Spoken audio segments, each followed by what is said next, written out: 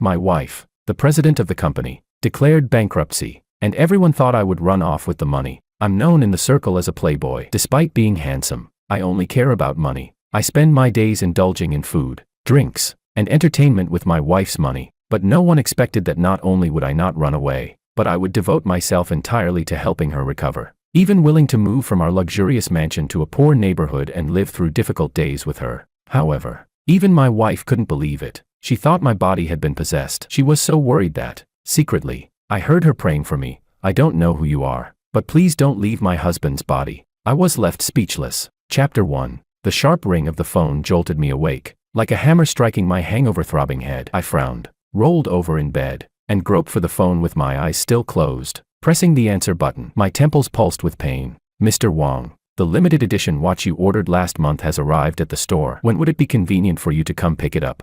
Later, this afternoon, I rasped, my voice hoarse, too irritated to listen any further, and hung up. I buried my face back into the feather pillow. That was the third call of the morning. The first two had been from a haute couture shop reminding me to choose fabrics, and from a car dealer asking about the remaining balance. They never got tired of calling, but I didn't feel like answering. Sunlight streamed in through the window, wrapping my body in a glowing outline. On the nightstand lay several empty wine bottles, and a red Chanel coat was draped over the sofa, a souvenir left by some little influencer from last night. What was her name again? I tried to recall but gave up. It wasn't the first time, and it wouldn't be the last. About 3 hours later, I finally got up, washed my face, and walked into the dressing room. My fingers brushed past 2 full rows of bespoke suits, Brioni, Tom Ford, Zegna.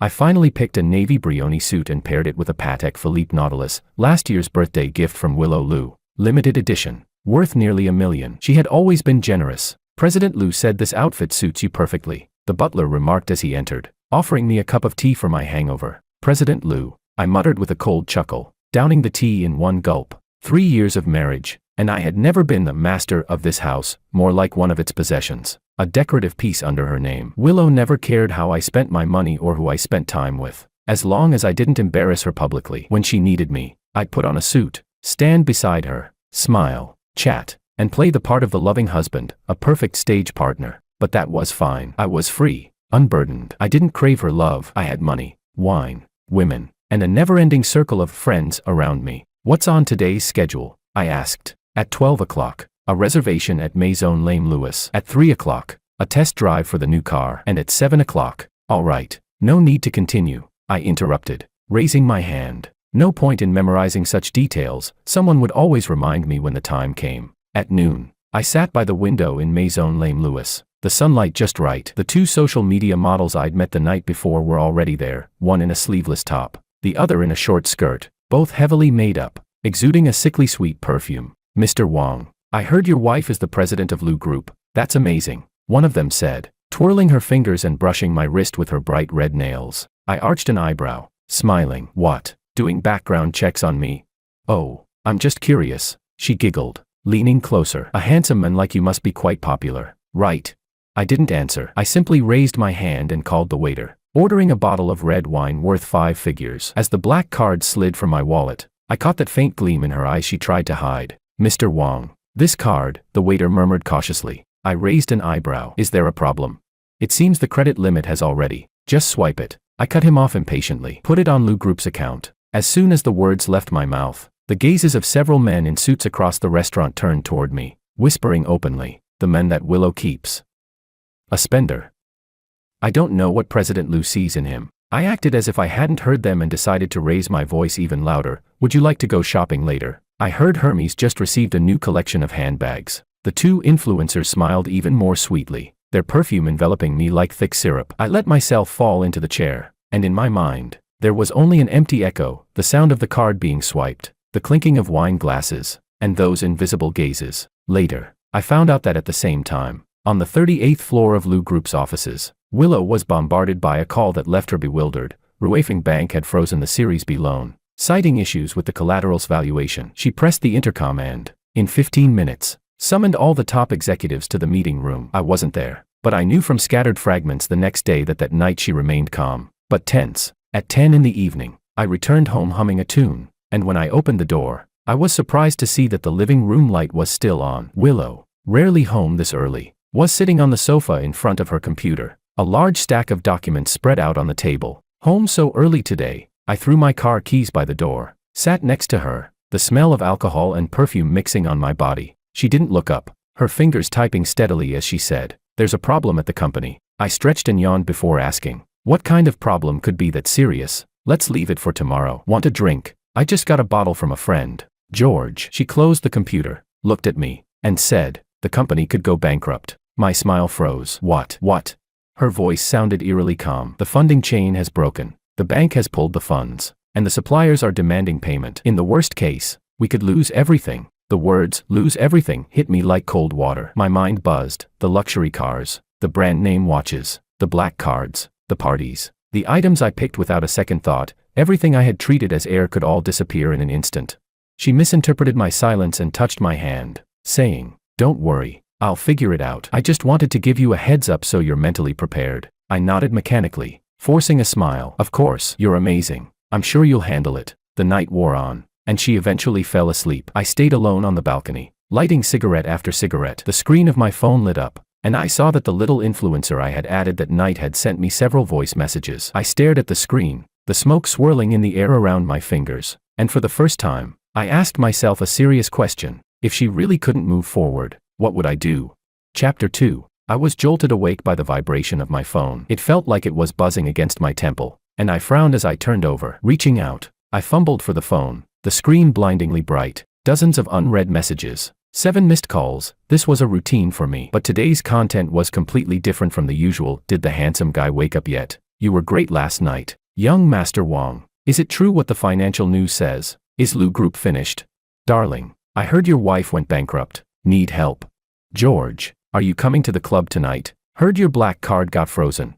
I stared at these messages, feeling as if needles were being driven into my skull. I shot up from the bed, but as soon as I sat up, the dizziness from my hangover hit me hard. I didn't care about that, though, and opened the financial headlines. My chest felt like a stone had slammed into it. Lu Group's funding chain crisis. The once proud business empire faces collapse. The photo was one taken yesterday when Willow was surrounded by the media, her face pale but still composed. I scrolled down, and the entire article was filled with phrases like bank withdrawal, suppliers cutting off, and stock price plunges 60%, terms I used to brush off with a laugh. Now they made my stomach tighten. "Damn," I muttered, tossing my phone onto the bed and grabbing the mineral water from the nightstand, gulping it down. Then I noticed the other side of the bed was empty. No indentation at all, as if no one had lain there. I heard the sound of running water from the bathroom, and soon after, she walked out. Willow Lu, the president of Lu Group, my wife in name. She was fully dressed, her suit jacket perfectly crisp, every crease seemingly measured with a ruler, but the dark circles under her eyes were stark. "You're awake." Her voice was hoarse but controlled. "Did you see the news?" I opened my mouth but couldn't find the words. I'd been married to her for 3 years, and I'd never seen her so exhausted. She was always flawless and composed, able to negotiate billion-dollar contracts while still tangled up in bed with me one moment. But now, she was just tired, completely tired. "How bad is it?" I asked. She walked into the closet, pulled out a deep blue silk scarf, and tied it around her neck. Only then did I notice a small bruise on her collarbone, one I didn't even know when she'd gotten. "It's bad," she answered briefly, "but still under control. I'm meeting with some investors today. I might be late." I blurted out, "Do you want me to come with you?" As soon as the words left my mouth, I wanted to slap myself. When had I ever involved myself in her business? I didn't even know which floor her office was on. She never let me interfere. To say something like that at a time like this, how hypocritical. Even I wanted to roll my eyes at myself. Her hand faltered for a second. Then she turned and looked at me. Her expression was unreadable, whether cold, disappointed, or pitying. I couldn't tell. She just said lightly, "No need. You, just rest well." My throat tightened, but I couldn't say anything. Her phone rang. She picked up the call, her tone still calm and efficient. A few sentences later, she ended the call, grabbed her bag, and walked out of the room. I heard her give some instructions to the butler outside the door, muffled and distant, like a gust of wind from afar, sending an inexplicable chill through me. Then the elevator dinged, and the silence returned. I leaned back against the headboard, picked up my phone again, and scrolled through the messages one by one. All kinds of friends seemed to have circled in, like sharks sensing blood in the water. After a moment of hesitation, I sent a few vague responses to the lovers I knew best. "The situation is complicated. Let's talk later. The media is exaggerating. Don't worry, we'll talk tonight." I dialed a familiar number, my tone casual as I spoke. "Hello, Mrs. Mu. It's me, George. Got time for lunch at noon. Just the two of us. At 12:30, I sat in a private room at a classic French restaurant on the Bund. Across from me sat Mrs. Mu, a real estate mogul's widow, worth over $1 billion. And once, before I met Willow, my most reliable sugar mama, she was dressed in a champagne-colored silk suit, her skin flawlessly maintained, red lips bright, and the Bulgari ring on her hand sparkled under the sunlight. George, it's been so long since you contacted me, she said, her hand covering mine, her trademark bright red nail polish still in place. I heard you got married. To the president of Lou Group. I struggled to suppress the urge to pull my hand away and forced a gentle smile. Maria, marriage is just a piece of paper. You know, I've always kept you in my heart. She giggled, the wrinkles at the corners of her eyes deepening. Still sweet talking. So, what's the reason for this visit today?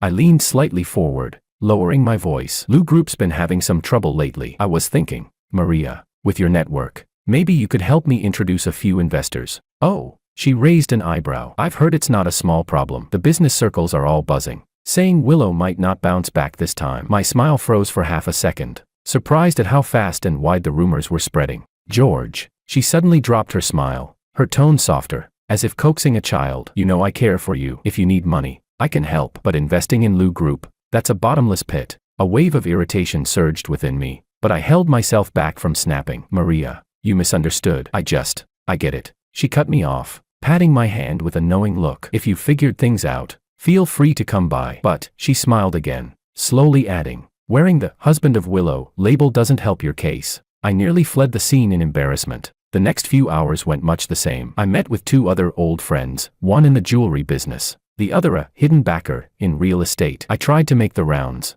hoping for a chance to pull in some collaborations. The result was the same. Favors could be done, money could be offered, but investing in Lou Group, no way. Even more ironically, they outright asked when I planned to become single again. In the evening, I sat alone at an old bar in the city center. 3 empty glasses in front of me. The bartender, tactfully quiet, refilled my 4th glass of whiskey. I downed half of it, feeling like there was a fire burning in my stomach. George, drinking alone. I looked up, the voice painfully familiar. It was a person who shouldn't have appeared at this moment. Makoto Ito, with his well-maintained face. He still looked as polished as ever, over 50. Hair impeccably styled, suit pristine, and a Patek Philippe watch on his wrist that cost twice as much as mine. I forced myself to greet him. President Ito, what a coincidence. He sat down next to me, shaking his head with a smile. Not a coincidence. I came specifically to find you. I was a bit dazed. Find me? I heard Lou Group has been having some trouble lately, he said, gently swirling his drink, the ice cubes clinking crisply against the glass. I'm quite interested in your predicament. His words snapped me halfway out of my stupor. You mean, invest? Makoto smiled faintly, but there was a sense of certainty in his voice. It's not just an investment. I can take over Lou's debt completely, inject capital for restructuring, and keep Willow as the CEO. Of course, the decision-making power will rest with me. I frowned. She won't agree to that. That's why I need you to persuade her. He handed me a napkin with an astronomical figure written on it. If you help me seal the deal, this money is yours. I stared at the number, my heart racing. This amount of money, it would be enough for me to live a carefree life for years, even without Willow. But I still asked the question I had been holding back. Why? Why are you so interested in Lou Group? His smile never faltered as he replied. It's just business. Lou Group has a solid foundation. It's just a strategic mistake. I understand its value. What value did he see? Something felt off, but my brain, clouded by alcohol, wasn't working right. In the end, I vaguely agreed to talk it over, then stumbled out of the bar. By the time I got home, it was already late into the night. The house was quiet, with only a sliver of light coming from the study. I pushed open the door and saw Willow sleeping at her desk. A thick stack of documents lay in front of her, her computer still on, and fatigue lingered in the corners of her eyes. I wanted to wake her, but when my gaze landed on the photo at the corner of the desk, I froze. It was our wedding photo. She wore a simple wedding dress that day, smiling brighter than I'd ever seen her before. I stood beside her, in a perfectly fitted suit, looking every bit the perfect husband to a Wong madam. Next to the photo was a document. I picked it up, and saw it was a list of her personal assets being sold, jewelry, real estate, and even the antiques left by her mother, all marked as sold. I knew what those antiques meant to her. They were the only things her mother had left her. She never let anyone touch them. Not even when we moved. She packed them up herself. Now, she had sold them. Willow hummed softly in her sleep, and I noticed her eyelashes were wet. I stood there frozen, feeling as though something heavy had struck me in the chest. What have I done today? My mind was filled with thoughts of how to escape, Which path would be safer? Which sugar daddy might still be willing to take the deal? And she was holding up my accustomed lifestyle by sacrificing her most precious possessions. I gently placed the list back in its place, making sure not to wake her. Then I went to the bedroom, grabbed a blanket, and carefully draped it over her shoulders. Back in my own room, I lay in bed, staring at the ceiling, lost in thought. The number that Makoto had written down, and Willow's smile in the photo, swirled in my mind. Suddenly, I felt a wave of disgust wash over me. I opened my phone, went into WeChat, and deleted all those contacts who only appeared late at night. Then I sent a message to Makoto Ito. Sorry, President Ito, I can't help with this. As I hit send, I felt an unexpected sense of relief. I didn't know if Lu Group could survive, or if tomorrow's news would tear us apart even more. But I had finally made a choice, a decision I hadn't expected even for myself. I would stay. I would face this storm with Willow. Chapter 3. The moment the court seal was affixed to the mansion's gate, I truly realized that the word bankruptcy wasn't just an abstract term in financial news, it was a heavy hammer that could land right on your head. I stood at the door, watching a few court officers rummaging through the living room, inventorying everything as though the homeowners didn't even exist. One of them, a middle-aged officer with a greasy face and a thick layer of fat, waved me aside with a scowl. Stay back. Don't interfere with the proceedings. I swallowed my anger, my gaze falling on the Aston Martin in the garage. Are you taking this one too? I raised my voice, pointing at my favorite limited edition car. This is mine. It's registered under Willow's name, so it's getting seized. He answered without looking up. But it's mine. George. Willow's soft voice interrupted me. She pulled on my wrist, her voice barely audible in the wind. Let them take it. I turned to look at her, but I couldn't bring myself to argue any further. She looked utterly drained, her face pale and haunting, dark circles under her eyes, lips cracked and dry. She was wearing the simplest of outfits, a white shirt and black trousers. Her usual jewelry was nowhere to be seen. I knew those things had already been sold to cover debts. I wanted to say something, like, "Are you okay?" But the words wouldn't come out. None of us were okay. How could I comfort her when I couldn't even comfort myself? The sports car was driven away, the roar of the engine sounding like a cruel mockery. Watching its taillights fade, I felt a sense of utter humiliation. George. Her voice broke through my thoughts. Pack your things. We have to move out tonight. Move where? She hesitated before answering. I bought a small apartment in the old district when I was in college. It's not in the company's name. I froze for a moment. She had never mentioned it before. She had a backup plan all along. After 3 years of marriage, I suddenly realized how little I actually knew about her. 2 hours later, I stood by the elevator, dragging 2 suitcases, everything of value I could take, a few clothes, some watches, and personal items. The limited edition watches were well hidden, and she hadn't seen them. I had no intention of telling her about them. I glanced back at the familiar mansion. The luxurious life that once seemed so real now felt like a distant dream. This moment, however, was the only thing that felt real. I knew I might never return here. She only had a small carry-on suitcase, looking lighter than mine. Let's go. She pressed the elevator button, her tone flat.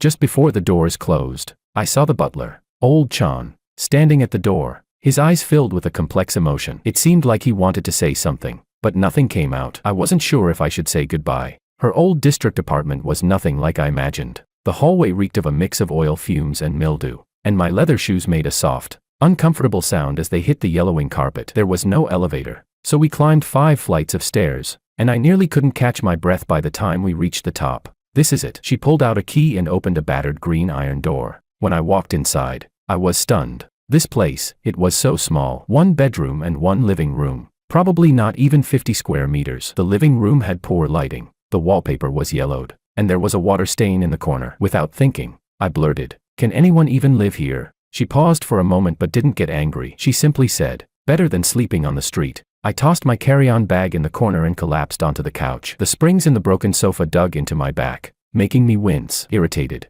I yanked off my tie and couldn't help but ask, "What are we supposed to do now?" Willow had already opened her laptop and was typing rapidly, looking calm as if nothing had happened. "I'm contacting a few investors," she said evenly. "I've got a new project." "A new project?" I interrupted, my voice rising several octaves. "The company just went bankrupt, and you're thinking of starting a new project? We're about to lose our place to live." She looked up at me with an emotionless gaze, her tone steady. "Precisely because of this, we need to stand up quickly. I've already had the lawyers begin the bankruptcy procedures, but we need a source of income." I jumped up from the couch, pacing back and forth in the cramped living room like a caged animal. "A source of income?" I scoffed. "I don't even have a car left. Do you know what people are saying about me out there? They're just waiting for me to fail." The myth of George relying on his wife is gone. And they're probably making videos to upload to trending now. She didn't respond right away. Just when I was about to explode, she looked up at me, her gaze as cold as a blade. That's exactly why you should prove them wrong. Prove? I scoffed,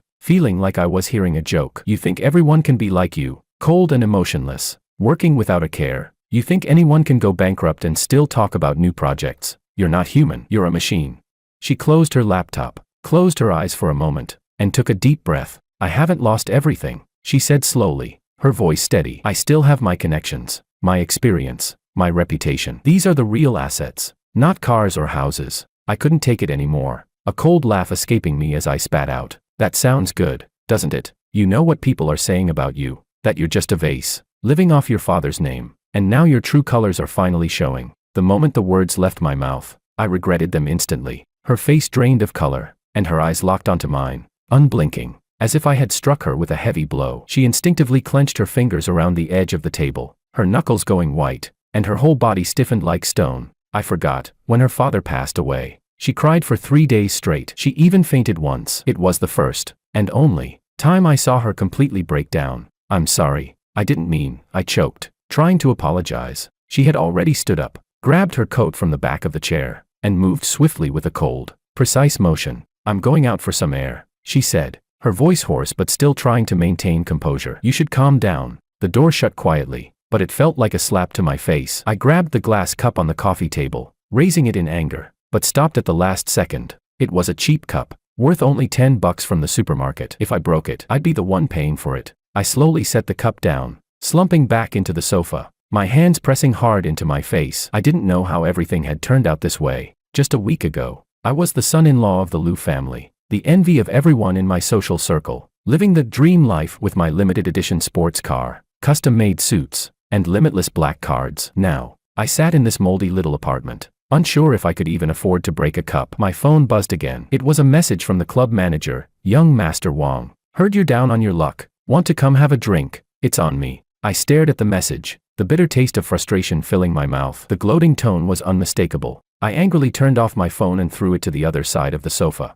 I knew they were all watching now, waiting to see if I would grovel and beg for their help, if I would crawl back on my knees, pleading for their charity. The sky had turned completely dark, and Willow still hadn't returned. I couldn't sit still anymore. I reopened my phone, seeing a flood of unread messages and missed calls, all asking about the bankruptcy. I swiped through the notifications in irritation, finally dialing her number. No answer. I grabbed my coat and rushed out, forgetting to even put on my shoes properly. The night air hit my face, cold and crisp, carrying with it a hint of panic that I couldn't quite explain. I didn't know where she had gone or if I'd even find her, but I couldn't stay in that moldy apartment, pretending nothing had happened. The streets of the old district were narrow, the faded signs, the yellowed streetlights, and the noise from the apartments above all felt like a different world compared to the high-end neighborhood I was used to. I didn't belong here, at least. I didn't think I did. As I turned a corner, I spotted a familiar silhouette through the window of a cafe. She was sitting there, still as focused as ever, surrounded by a pile of documents with a laptop in front of her. The light from the cafe illuminated her face,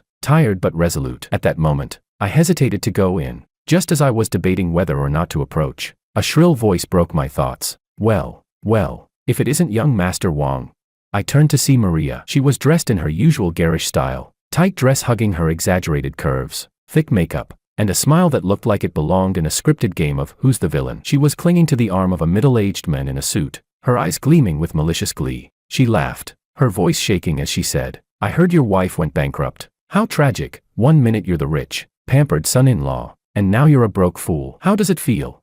I clenched my teeth, my fist tightening until my knuckles turned white. None of your business. Don't be so rude, she cooed, leaning against the men beside her. Mr. Lin, this is George, Willow's kept boy. Now that the foundation has crumbled, I wonder who he's going to rely on for his next meal. Mr. Lin squinted, looking me up and down with clear disdain. You look decent, but unfortunately, you're all show and no substance. The anger in me flared up instantly, but I didn't move. Suddenly, it hit me. Without Willow, I was nothing in their eyes. Just an outdated toy, a fallen waste. No car, no house, no Madame Liu by my side. I wasn't even considered a person. I didn't want them to look at me for another second. I muttered, get out of the way, under my breath, pushing past them and walking into the cafe. She looked up when she saw me, clearly taken aback. Her lips parted as if to say something but she hesitated. What are you doing here? I sat down across from her, My throat tight and dry, I said simply, "I'm sorry." She was silent for a few seconds before closing her laptop and speaking in a soft, resigned tone. "I was wrong. I shouldn't have dragged you into this life. It's not your fault." I shook my head, my voice low. "I was too immature. I ran into Maria earlier, your model girlfriend." Her tone was so indifferent. It was like she was talking about the weather. I awkwardly nodded. She mocked me, and that's when I realized, aside from you, I really have nothing. A brief flicker passed through her eyes, but she quickly masked it. "George, our situation is really bad right now. If you want to move on with your life, I understand." "Move on with my life?" I asked, confused. "Divorce." She looked at me, her gaze cool and almost cruel. "You can take whatever assets are left and start over. With your qualifications, finding a woman who will support you won't be hard." I froze. "Divorce?" She actually said the word. I knew things were bad, but I never imagined it would come to this. Even during the worst of times, I had always thought that once she pulled through, we'd return to the life we once had. "I don't want a divorce," I heard myself say, my voice strangely firm. "I made a vow in the church when I married you, for better or worse." She moved her lips slightly, her voice dry. "That was 3 years ago. In a church. You didn't even write your vows yourself." I was momentarily speechless, but I didn't want to give up just like that. I reached out, taking her hand in mine. "But now, I'm serious. Willow, give me a chance to prove I'm not just a fool." She gently pulled her hand away, gathering her documents. She said flatly, "Let's go back. We've got a lot to do tomorrow." We walked out of the cafe side by side, the night breeze cooling some of the tension inside me. I was about to say something when I suddenly noticed a black Mercedes parked across the street. The window was halfway down, and I could make out a shadowy figure watching us. But before I could make out any more details, the car silently drove off, disappearing around the corner. "What's wrong?" she asked. I stared at the direction the car had gone for a few seconds, then shook my head. "Nothing." The next morning, I was woken by the doorbell. The sound was sharp and insistent, pounding in my head like a hammer. Groggily, I pulled on a jacket, barefoot, and opened the door, only to be met by a flurry of camera flashes. "Mr. Wong, how's your relationship with Mrs. Liu after the bankruptcy? There are rumors you're preparing for a divorce. Is that true? President Liu, what are your next steps?" 2 reporters stood at the door, thrusting microphones and cameras at me, completely unconcerned with my messy hair and disheveled appearance. I froze for a second, then realized what was happening. Out of the corner of my eye, I saw Willow already up, making coffee in the kitchen. She wore a simple t-shirt and jeans, her hair loosely tied back with a scrunchie. She looked nothing like the composed, cold CEO I was used to seeing in the office. In that moment, she looked like an ordinary, quiet woman. "Get out," I yelled, shoving the reporters. "This is my house, a private residence." But they weren't intimidated at all. If anything, they became more aggressive. "Mr. Wong, we hear your sports car has been seized. How do you feel about that? President Liu, Mr. Makoto has expressed interest in acquiring Liu Group. Will you consider it?" I froze. "Makoto?" In that instant, Willow sharply lifted her head, her eyes freezing the very air around us. "Makoto Ito." Her voice wasn't loud, but it was cold enough to cut through the tension. The reporters, like sharks smelling blood, were practically ready to pounce. "Yes. Mr. Ito publicly announced this morning that he's willing to take over Liu Group entirely, with the condition that you step down from the management. Would you agree to that?" I saw her fingers tighten around the coffee cup until the knuckles turned white, her entire body rigid, yet holding firm. My mind went blank with anger, and before I realized it, I stepped in front of her, growling, "No comment." I grabbed her hand, protecting her as we rushed out the door. She didn't struggle. Instead, her fingers tightened around mine. The reporters chased us, and we stumbled into a taxi, slamming the door shut. Only then did I finally let out a sigh of relief. "Where to?" the driver asked. Willow gave an address, then whispered to me, "Thank you." Those 2 words left me speechless. It was the first time she had ever said thank you to me. I swallowed hard, my throat dry. "About Makoto, don't ask." Her voice was low but filled with determination. "Now isn't the time." I nodded, wisely falling silent. Glancing down at my phone, it was already flooded with notifications. #Liu Group bankruptcy, #couple spotted, #George protecting wife, #Willow's downfall. I clicked on the trending photo, the one snapped as we rushed out of the crowd of reporters. In the photo, I was tightly holding onto Willow, my face dark but resolute, while she looked up at me, her expression a mix of surprise and something else. I never thought I'd be trending for protecting my wife. "What are you looking at so intently?" Willow asked. I handed her the phone. "We're trending." She took a glance, her expression neutral as she said, "At least this picture isn't bad." I smiled. It was the first time in days that I smiled with genuine warmth. In that moment, I suddenly realized that losing the cars, the house, the black cards, might not be such a bad thing. Perhaps This was my chance to rediscover myself, not as the idol, Mr. Willow, but as a man who could stand in front of her, holding her hand when it truly mattered. The taxi drove through the streets, heading toward the city center. The sunlight streamed through the window, casting a warm glow on our shoulders as we sat side by side. It felt like the beginning of something new. Chapter 4. Rain lashed against the window, dense and suffocating in its rhythm. I stood in the small, dim kitchen, staring blankly at the pot bubbling on the stove. This was my third attempt at making porridge. The first two either burned or turned into rice soup because I added too much water. Now, this one was about to boil over, and I still couldn't even hold the ladle properly. Steam rose from the pot lid, blurring my vision, while the aroma of rice spread through the shabby little kitchen. Unexpectedly, it felt a bit warm. A flash of lightning split the sky outside, flooding the kitchen with a ghastly white light. I glanced at the clock, 10:30 p.m. Willow still hadn't come back. Ever since we moved here, she'd been working late almost every night. I knew she didn't want me to see her when she was barely holding it together. My phone buzzed. I pulled it out instinctively. A text from an unknown number popped up. "How's President Lou lately? Heard she had a mental breakdown." I didn't even bother to look twice before deleting it. That was the fifth one today. Ever since the Lou Corporation's bankruptcy became public, all sorts of vultures had appeared, sniffing around for blood, eager to watch us fall apart. The porridge started sticking to the pot. I scrambled to turn off the heat and nearly burned my hand on the steam. I let out a bitter laugh. 3 months ago, I was still mocking others in a 5-star presidential suite for being too slow at opening champagne. And now, I couldn't even cook a pot of porridge right. Just as my thoughts began to spiral, the door lock clicked. I quickly set down the ladle and rushed to the entryway. She was back. She was drenched, like she'd been pulled from a river. Her long hair clung to her face. Her shirt stuck to her narrow shoulders. Her lips were pale with a tinge of sickly blue. "What happened to you? Did you walk through the rain? Why didn't you take a cab?"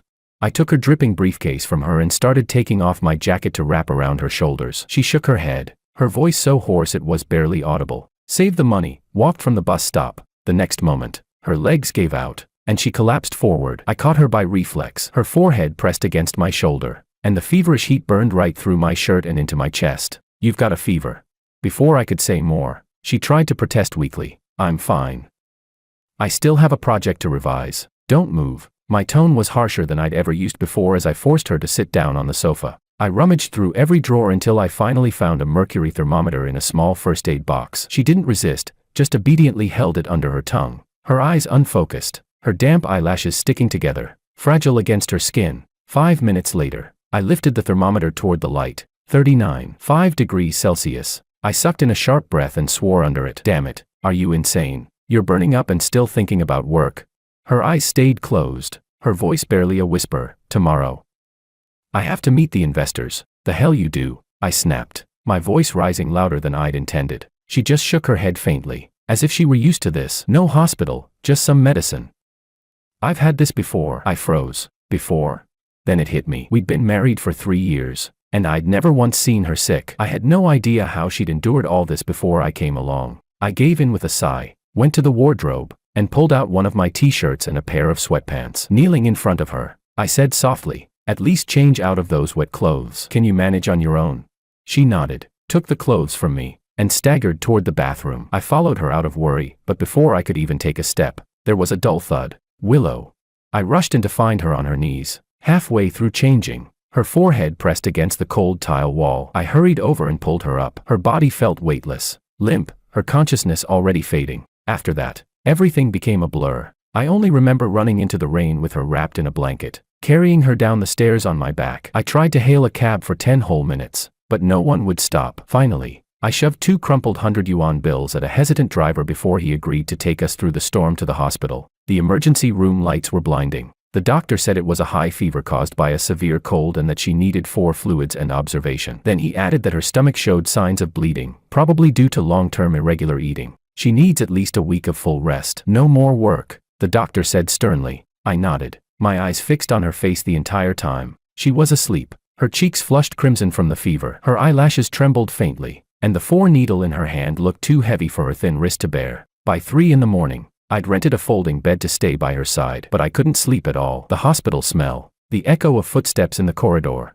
the occasional groan from patients, it all made the world feel unbearably cold. I turned over to look at her peaceful face and noticed for the first time that there was a tiny mole beneath her right eye, something makeup had always hidden before. She wasn't wearing lipstick. Her lips were cracked and dry, making her look so exhausted. I gently took her hand in mine, cold, fragile. This was the same hand that had signed multi-million-dollar contracts, that had once held up the entire Lou Corporation. Now, it didn't even have the strength to hold a glass of water. "What have you gone through?" I muttered hoarsely, my throat tight and eyes burning. By dawn, she woke up. Her eyes fluttered open, scanning the unfamiliar room until they landed on my face. For a second, my heartbeat raced faster than it had the night of her fever. "George." I immediately sat up. "You're awake. How do you feel?" I pressed the back of my hand to her forehead. "It's gone down a lot. Do you want some water?"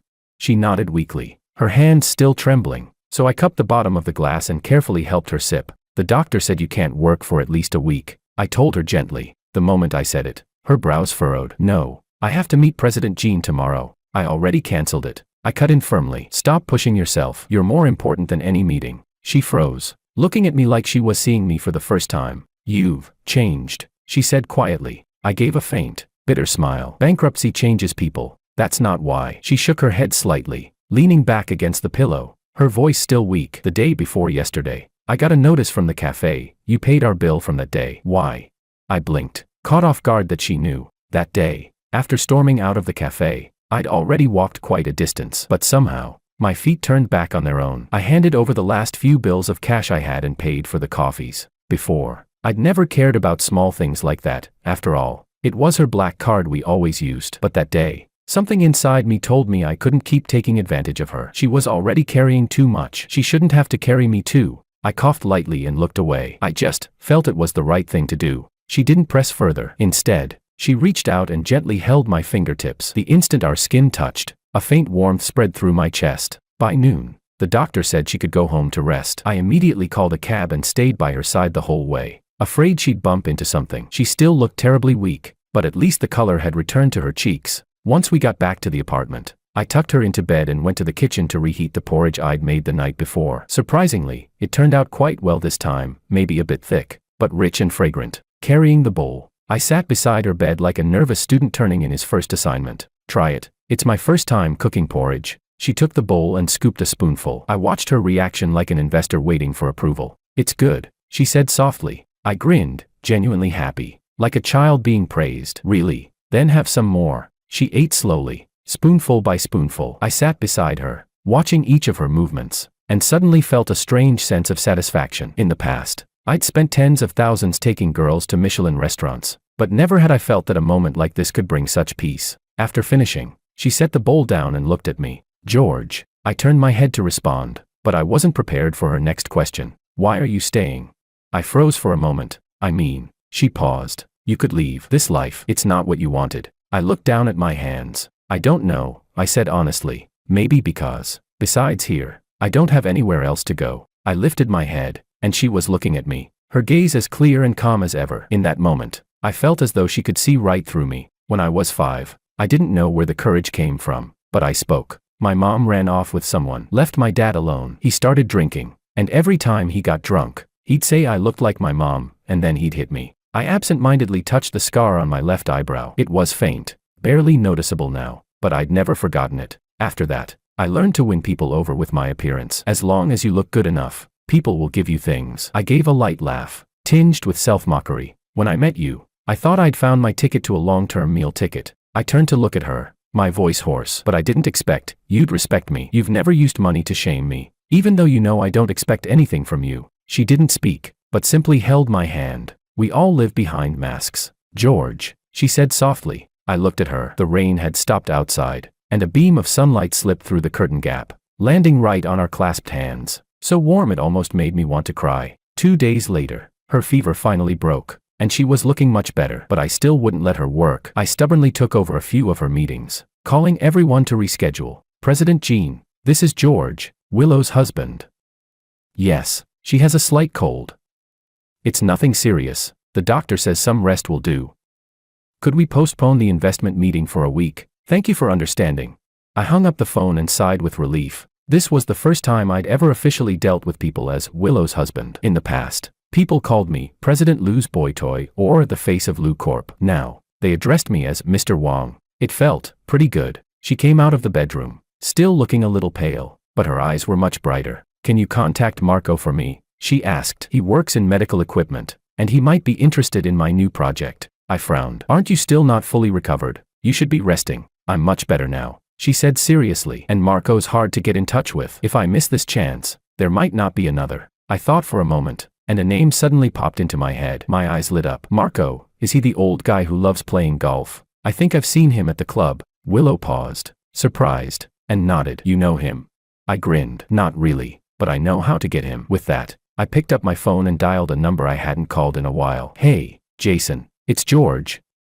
Yeah, long time no see. I heard your club's hosting a golf networking event next week. Can you get me a spot? I'll bring a friend. Of course, same deal as before. Thanks. I hung up the phone and winked at Willow. Done. Marco goes to Qingshan Golf Club every Tuesday without fail. We'll just bump into him next week. She stared at me in disbelief, asking, How do you know all this?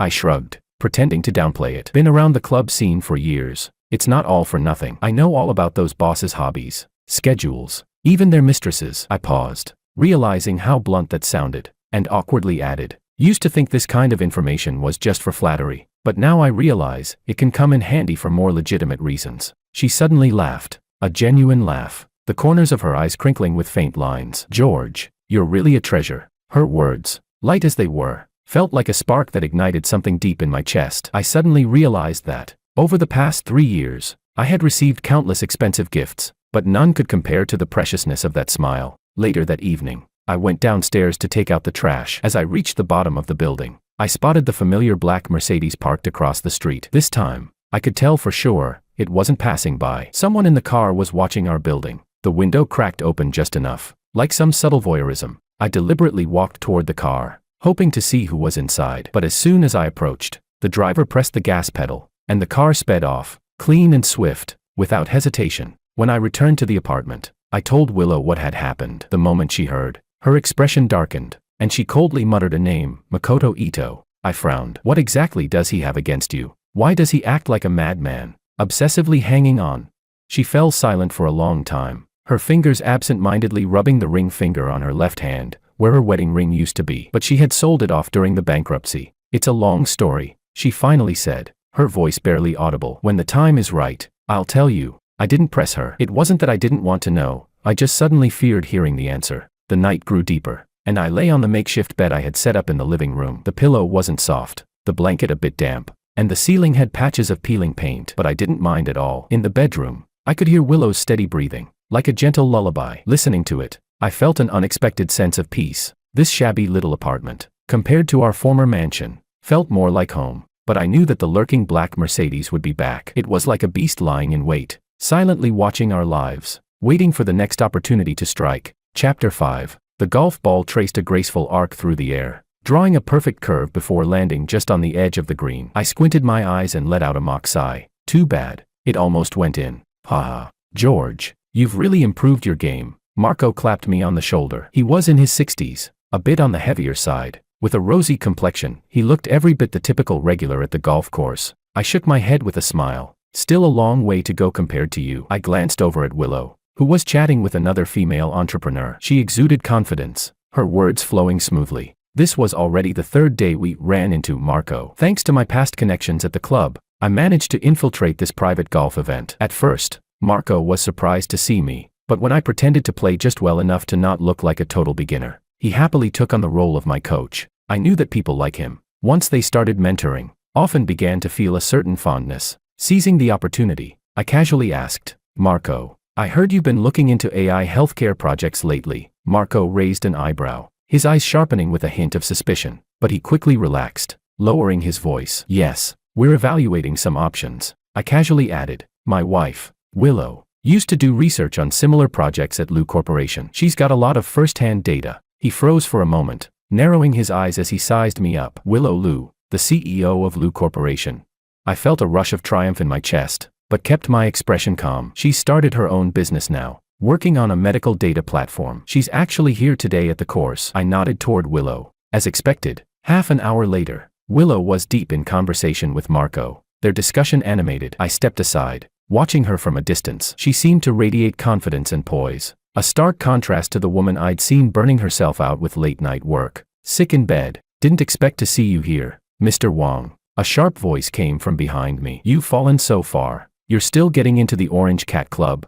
I turned around and instantly recognized him, Martin, Makoto's right-hand man. Slick back hair, perfectly tailored suit, and the flashy Richard Mille on his wrist. Everything about him screamed, I'm doing better than you. I smirked. Mr. Martin, long time no see. He scanned me up and down, his disdain unapologetically written on his face. I heard you moved into some rundown apartment in the old part of town. So, you're here today hoping to land a big catch and make a comeback. My fingers instinctively tightened around the golf club, but I forced myself to relax. You're pretty well informed, Mr. Martin. But, I took a step closer to him and lowered my voice. I'm actually here with Mr. Ito. He's in the VIP room for a meeting. Sure enough, his expression shifted immediately. Ito, that's impossible. He's supposed to be. I raised an eyebrow. Where exactly? A flicker of unease crossed his face as he realized he might have let something slip. He immediately stopped smiling and coldly replied, Are you trying to fish for information? I shrugged, pretending to be unconcerned. Just a casual question. Oh, and please say hello to Mr. Ito for me. Tell him the Liu family still remembers him. The moment those words left my mouth, Martin's face stiffened as though he'd been slapped. He paused for a second, as if I'd hit a nerve, before muttering a quick, excuse me, and walking away with brisk steps. Watching him leave, I felt a knot tighten in my chest. His reaction, it was too off. Later that evening, after the gathering ended, Willow and I got into a cab together. She looked in good spirits. Marco had shown clear interest in her project and had even set up a meeting for next week. Everything went really well today, she said as she fastened her seatbelt and turned to smile at me. There was a rare ease in her expression. Thank you, George. But my mind was still stuck on Martin's twisted expression from earlier. Her words barely registered, and I only muttered a distracted, What's wrong? She asked almost immediately. Her tone was gentle, but that sharp intuition of hers never missed a thing. I hesitated for a moment, then decided to tell her. I ran into Martin, Makoto's right-hand man. I mentioned something on purpose. Said, the Liu family still remembers him. Guess what? His face went pale. He didn't even say goodbye, just bolted. She froze. I noticed her fingers tighten slightly, as if she were trying to restrain something inside her. Why did you say that? Her voice dropped. Calm but guarded. Instinct, I said, studying her profile. Then I added, more directly, Willow, what's really going on between Makoto and your family? I've asked before, but you've always avoided it. She didn't answer right away. Her gaze turned to the window. The cab rolled through the city center, where neon lights flickered across her face, bright, then dim, then bright again, casting shifting shadows that mirrored the turbulence beneath her calm surface. After a long silence, she finally spoke. Her voice was soft, but every word carried weight. 10 years ago, my father's company almost went bankrupt because of Makoto. I froze but said nothing. They were business partners, she continued, her tone as if dragging the story up from somewhere deep and painful. But Makoto shorted our company's stock behind our backs. He even conspired with the banks to cut off our funding. During that time, my dad barely slept. I almost lost him. He nearly jumped off the building. My chest tightened as I looked at her. We'd been married 3 years, yet she'd never told me any of this. Later, he pulled through, took out a loan from loan sharks, saved the company after restructuring and renaming. That's how Liu Corporation was born. Her voice grew hoarse as she lowered her head, staring at her intertwined fingers. Then, a few years later, Makoto's company got caught in a financial scandal. He was kicked out by his board. He's believed ever since that my father was the one who betrayed him. I hesitated, then asked quietly, was it him? Did your father really do it? She stayed silent for a while, then slowly shook her head. He never admitted it. But the truth? I honestly don't know. Something clicked in my mind. Wait, you said that was 10 years ago. That would have been 2013, Willow said with a faint nod. Her face was composed, as if she were telling someone else's story. My senior year in college. That year, my dad's hair turned white overnight. I gave up my scholarship to study abroad and went straight into the company to help him. She smiled then, but the smile didn't reach her eyes. So this bankruptcy, it's not the first time I've watched everything collapse. My throat tightened, as though something heavy had struck me in the chest. In that instant, I finally understood why Willow could remain calm amid disaster, why she never cried, never raged, never cursed fate, because she had already walked through hell once before, and I, her husband, had known nothing. Makoto's after you now, for revenge? I asked. Partly, Willow said, her voice barely above a whisper. But there's another reason. He wants the algorithm my father developed. I froze. You mean the one your new startup is built on? She nodded. It's Liu Corporation's most valuable asset. Even during the bankruptcy liquidation, I did everything I could to keep it. Makoto knows that with it, I can rebuild. So he's working behind the scenes, spreading rumors that I've had a mental breakdown to scare off investors, while sending people to keep tabs on me. The traffic light turned red, and the taxi slowed to a stop. We both turned toward the window. On the massive LED screen outside the financial center, Makoto's face appeared, sharp suit, confident smile, looking every bit the man in control of the world. Neither of us spoke, but the air between us turned to ice. When we got home, I made 2 bowls of instant noodles. Ridiculous. Really, probably the only dish I'd learned to make lately. Willow was still lost in thought, absently stirring her noodles, unaware that I'd quietly gone easy on the seasoning. Her stomach was still weak. The doctor had warned us. Willow, I began carefully. Have you ever considered that the Lu Corporation's collapse might not have been just bad market timing? She lifted her head sharply, her eyes flashing. What do you mean? It was all too convenient. I set down my chopsticks, speaking calmer than I felt. Right after I refused to help Makoto pull strings, the bank suddenly withdrew the loans. Then, one after another, the suppliers started calling in debts, flooding us with pressure. The whole chain reaction, it felt planned. Her expression grew sharper, the light in her eyes shifting, like something deep inside her had just caught fire. You're saying Makoto orchestrated it? I can't be sure, I said slowly, but if we can find proof, we can turn everything around. She finished the sentence for me. For the first time, I saw a spark of something fierce in her eyes, a glint of determination that cut through her usual calm. She suddenly reached across the table and grabbed my hand. George, help me. Her fingers were cold, but her grip was firm. I hesitated for half a second, then closed my hand over hers. How?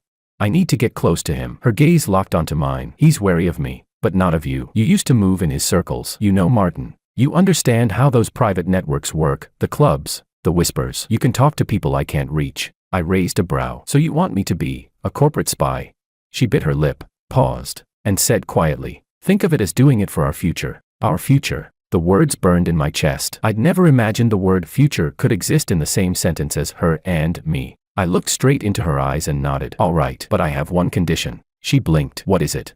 You're going to teach me, I said firmly. Teach me business, projects, data, financial reports. I don't want to live off my looks anymore. She was stunned for a moment, then smiled. Pride and tenderness mingled in her expression. Deal, she said softly. The following days felt like I had completely transformed. I began showing up at various social events, reconnecting with circles I had once frequented. On the outside, people still thought of me as the same charming Keptman, the one who lived off his connections with the Lu family, the same Wang Xiaoye who enjoyed a lavish lifestyle. But only Willow and I knew that every drink I raised, every casual greeting, every round of cards, I was just laying the groundwork to gather crucial information. When I got home at night, I sat at the dining table and shared every fragment of information I'd gathered from Martin. From the booze-fueled gatherings, from the club security guards. Martin says Makoto has been flying to Hong Kong a lot lately, always using a private channel without his assistant. He also mentioned that the third quarter profit showed a huge increase, but the main business revenue dropped, and the numbers don't add up.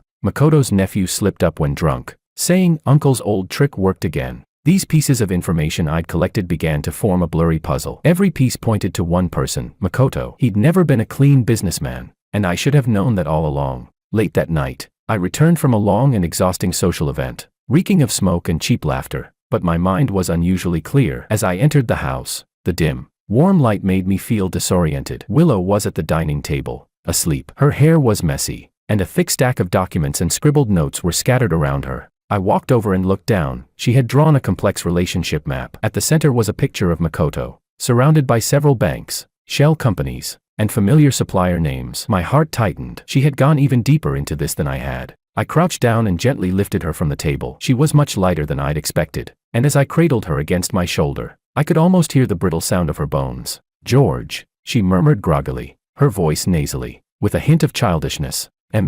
Go back to sleep, I whispered, carrying her to the bedroom and carefully laying her on the bed. But she didn't let go. Instead, she wrapped her arms tightly around my neck and whispered softly, cold. I froze, my whole body going rigid. Her face was so close to mine that I could see the slight trembling of her eyelashes and smell the faint citrus scent in her hair. In that moment, I almost forgot what we were fighting against. Forgot about the bankruptcy, the surveillance, the media, the coldness of people's hearts. All I knew was that she was in my arms, soft, warm, and mine. I slowly laid down beside her, pulling her close. She didn't resist. Instead, she leaned into me, and we silently embraced in the darkness, only the sound of our breathing filling the room. I found something, I said hoarsely, breaking the silence. Makoto is likely manipulating several key suppliers through his shell companies to orchestrate a squeeze on Lu Corporation. I could feel her body tense up instantly. Are you sure? I sighed. Not enough. The evidence is too thin. We need to dig deeper. She didn't respond immediately. I thought she was going to fall back into her usual calm, analytical silence, but instead, she suddenly rolled over, moved closer, and, almost tentatively, pressed a kiss to my lips. That kiss was as light as a feather, yet it stirred a storm within me. Thank you, she whispered. I didn't know exactly what she was thanking me for. Was it for gathering the information, for staying up all night trying to piece the truth together, or was it simply for being here with her, silently holding her as we walked this thorny path together? I didn't ask. I just held her tighter. At that moment, I'd never been more certain she was no longer just the icy CEO of Lou Corporation, a symbol in the business world, the woman who once felt so distant and untouchable. She was my wife, and I was the only person she could rely on right now. Outside, I heard the sound of tires grinding against the asphalt. Without needing to look, I knew the black Mercedes had arrived again. The guy was like a greedy vulture, watching us from below, waiting for us to make a mistake, waiting to pounce. But what he didn't know was that we weren't the same estranged couple we once were. We were now comrades in arms, the strongest of allies in the storm. Chapter 6. Congratulations, President Lou. We've decided to invest in your project. President Gene smiled as he extended his hand to Willow. I stood behind her, just a step away, and clearly saw her fingers tremble. From moving into that cramped little apartment to today, securing the first round of funding, we had held on for 3 months. Willow had worked until the early hours for 92 consecutive days, and I had sat at the conference table for the first time as her assistant, dressed in a rented suit, clutching the materials I had prepared all week. I knew every page by heart. I could even recite the key data in my sleep. Thank you all for your trust, she said, her voice clear and firm. Medical data analysis is the blue ocean of the next decade. I won't disappoint you. She said it so calmly, but only I knew what she had been through to get here. Once outside the building, the sun was shining brightly. Willow walked ahead of me, her steps lighter than before. The sunlight hit her face, her features almost translucent in the glow. She had lost so much weight, her suit jacket hanging loosely around her. I suddenly felt a pang of sympathy and almost reached out to steady her, but hesitated. It wasn't until we got in the car, and she grabbed my arm, that I noticed she was smiling like a little girl. We did it. First round of funding, 20 million. Her eyes sparkled like they were about to shine, enough to launch the project. I laughed with her, like we just won a hard-fought battle. You're amazing, Willow. I knew you could do it. It's we, she corrected me, gently pinching my arm. Without you helping me with the connections, doing the research, and keeping an eye on Martin, I never could have gotten the investment this fast. We, I repeated, savoring the word, my heart warming. By the way, she said, flipping through her papers, there's a cocktail party after the signing ceremony next week. You'll need to prepare for that. No problem. I glanced at her as I started the car. But before that, you need to see a doctor. She frowned in confusion. What doctor?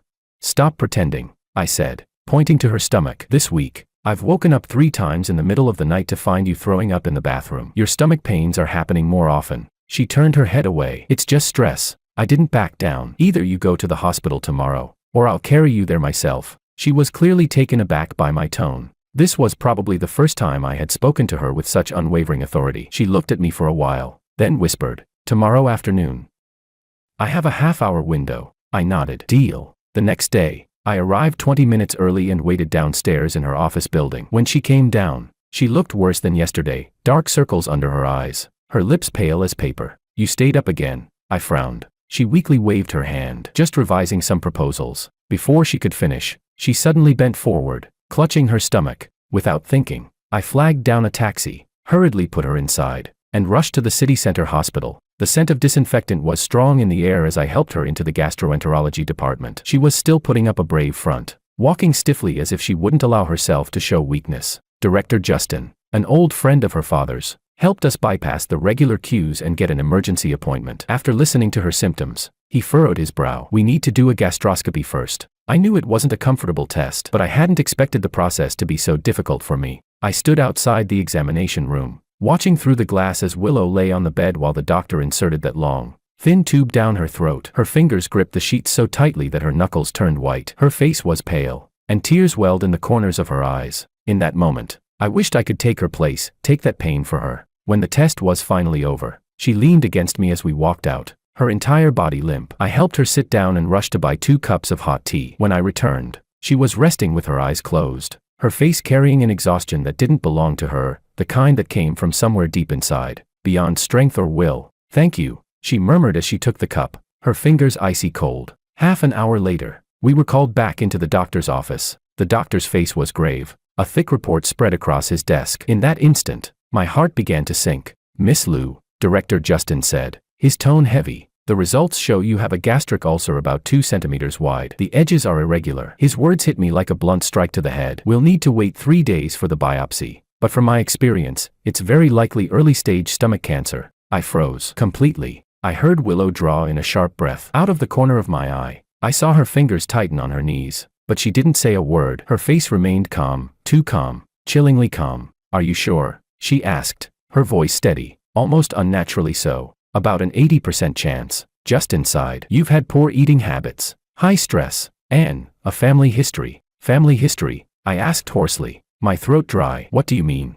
"My mother died of stomach cancer," Willow said softly. "When I was 12, I didn't know what to say. It felt like someone had poured a bucket of ice water into my chest. After all these years, I realized I'd never really known her. She'd always seemed so composed, so rational, so indestructible, and I'd never seen what kind of pain that armor was hiding. The good news is that it was caught early." Justin added quickly, "The cure rate is high, but you'll need to schedule surgery and follow-up treatment as soon as possible." When we left the consultation room, she walked fast. Too fast. I nearly had to jog to keep up. At the hospital entrance, she flagged down a taxi and gave the driver her company's address. "The office." I stared at her, disbelieving. "Now, you should go home and rest."